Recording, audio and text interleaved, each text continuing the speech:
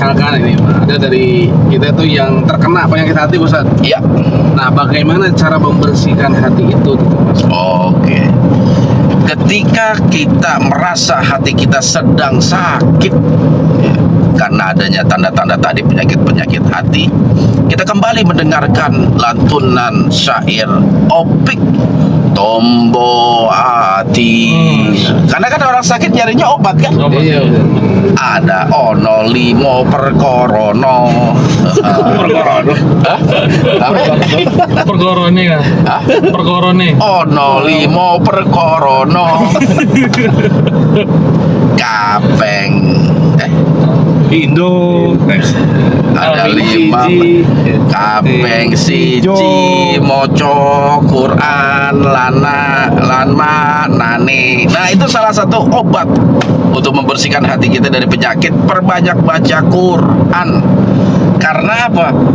Al-Quran yang Allah turunkan kepada kita memiliki keutamaan syifa, penawar. Wa nunazzilu minal Qur'an ma huwa syifa, obat penawar dari kegelisahan, dari penyakit-penyakit hati, dari kekeringan hati dan lain sebagainya. Jadi yang pertama moco Quran lan ma nane kapeng tindro salat wengi lakonono, ya gitu ya.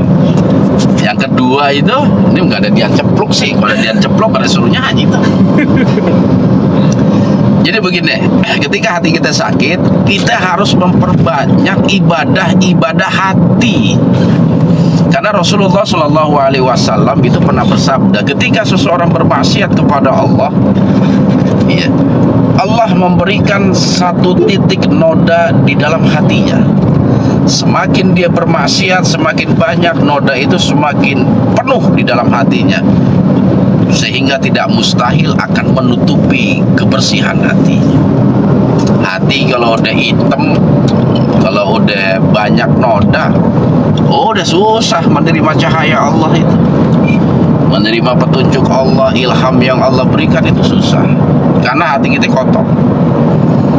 Nah, salah satu teknik untuk membersihkan hati itu kita harus memperbanyak amalan-amalan hati.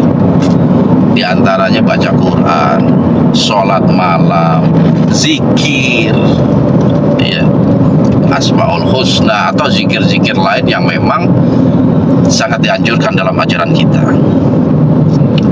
Terus untuk dekat dengan para ulama, orang-orang soleh, orang-orang yang dekat kepada Allah. Ya, sahabat-sahabat kita juga, cari sahabat-sahabat yang memang bisa memberikan efek positif dalam kehidupan kita. Itu terpenting itu. Ya, mereka yang bisa memberikan efek positif dalam hidup kita. Makanya dalam pergaulan pun Islam mengatur siapa teman yang harus kita jadikan sebagai sahabat dan siapa teman yang nggak boleh kita jadikan sahabat. Karena apa? Pengaruh sahabat itu luar biasa dalam kehidupan manusia. Karena manusia makhluk sosial, dia nggak bisa berdiri sendiri. Seperti itu.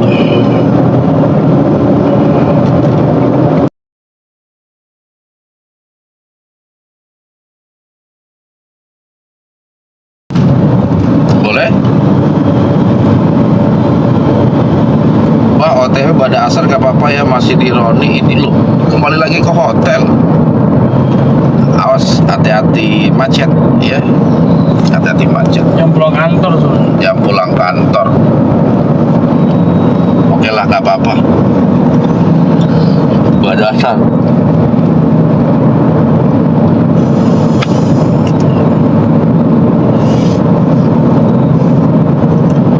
Oke, sahabat siar, salam dari Papua. Waalaikumsalam, Dede Papua. Jazakallah sudah bergabung dalam live streaming ini, juga kepada sahabat-sahabat. Silakan sahabat-sahabat kalau ingin men-share link ini, kalau memang live atau live ini membawa manfaat, silakan disebarluaskan. nggak apa-apa disebarluaskan kepada teman, saudara, keluarga, kerabat, andai tolan, itu boleh, silakan di share sebanyak-banyaknya. Di Telegram. Hah? Share di Telegram. Share di Telegram juga boleh. Tapi ada yang unik lagi nih Pak Ustadz. Apa itu yang unik? Kan tadi untuk membersihkan hati itu kita berusaha untuk melaksanakan ibadah-ibadah Ustaz, Betul. dengan membaca Amalan-amalan Al-Quran, amalan yang baik gitu Ustaz.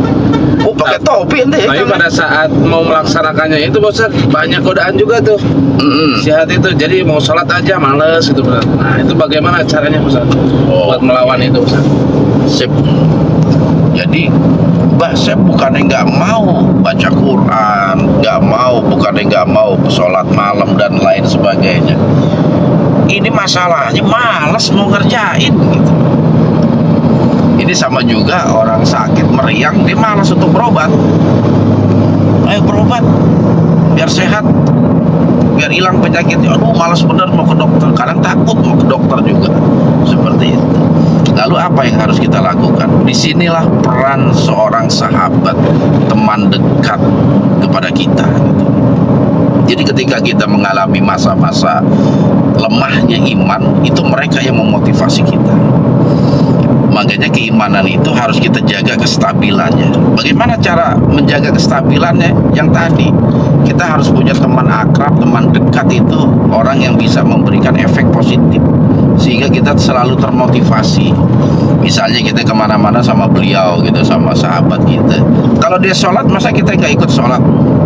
Tapi kalau kita punya teman yang jarang sholat, nggak pernah sholat, kita pergi kemana-mana lagi ngopi di kafe, dia nggak sholat, kita bisa ikut nggak sholat itu.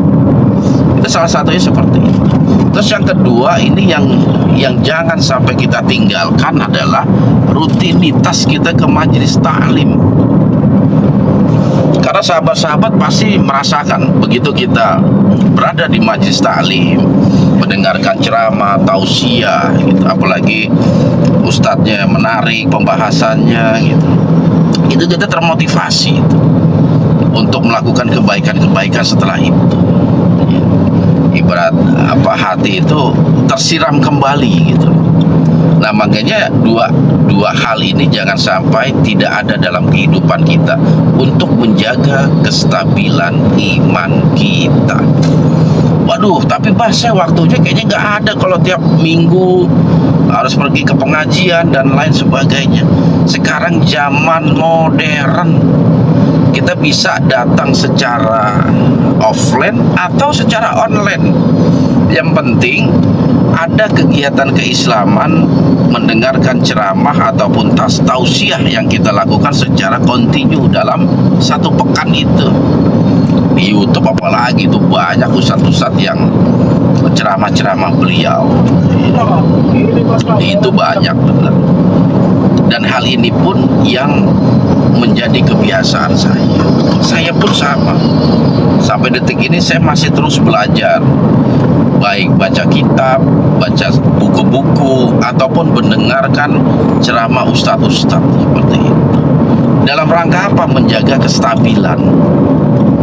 Atau kita rutinkan untuk mendengarkan ayat suci Al-Quran. Itu pun untuk saya pribadi pengaruhnya itu luar biasa. Di saat kita mulai datang nih angin-angin malas, angin-angin yang menandakan keimanan kita lagi futur, lagi turun gitu, kita dengarkan murattal. Biasanya itu syekh yang saya dengar itu saat Al-Ghamidi.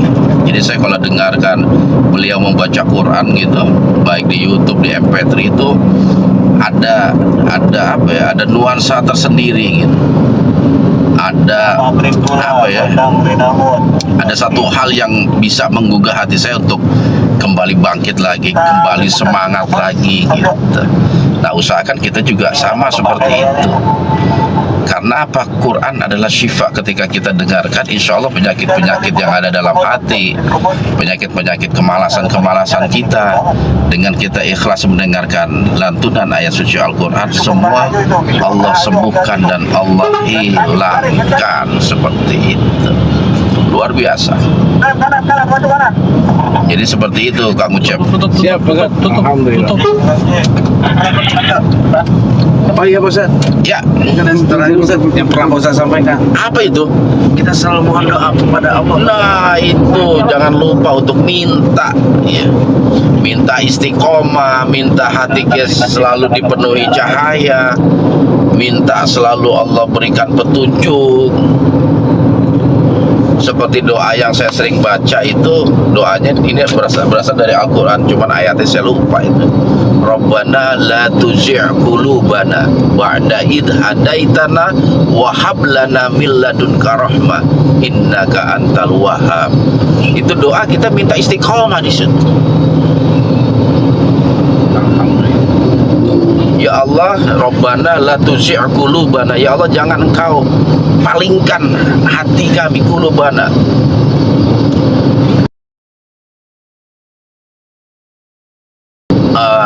Setelah engkau memberikan petunjuk kepada kami, wahab lana min ladunka rahmah, dan anugerahkanlah kasih sayang kepada kami dari sisimu.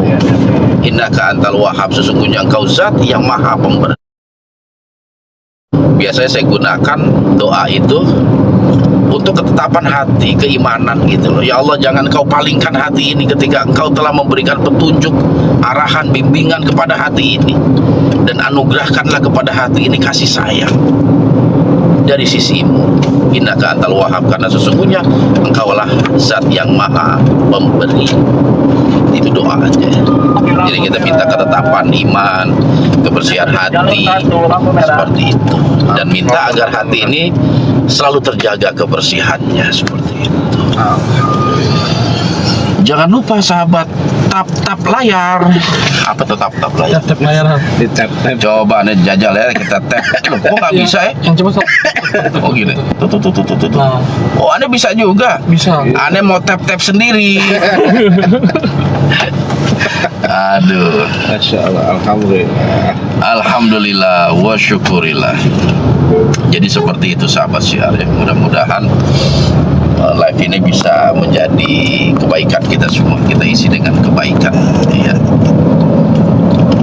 Karena kita harus bisa membiasakan juga itu panca indera kita, lisan kita, mata kita untuk selalu melakukan kebaikan-kebaikan. Itu motor kena berinci itu tadi. Mana? Ini nih, Oh, dia jalur sono. lawan arus kali tadi. Makanya bahaya bener itu. Lawan arus bukan lawan